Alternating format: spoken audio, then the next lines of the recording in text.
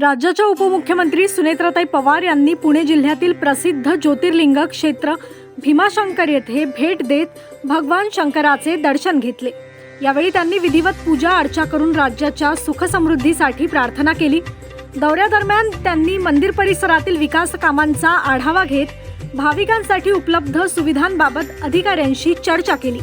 वाहतूक व्यवस्था, स्वच्छता आणि धार्मिक पर्यटनाला चालना देण्यासाठी आवश्यक उपाययोजना करण्याच्या सूचना त्यांनी दिल्या। यावेळी स्थानिक लोकप्रतिनिधी, अधिकारी, पक्षाचे पदाधिकारी आणि कार्यकर्ते मोठ्या संख्येने उपस्थित होते।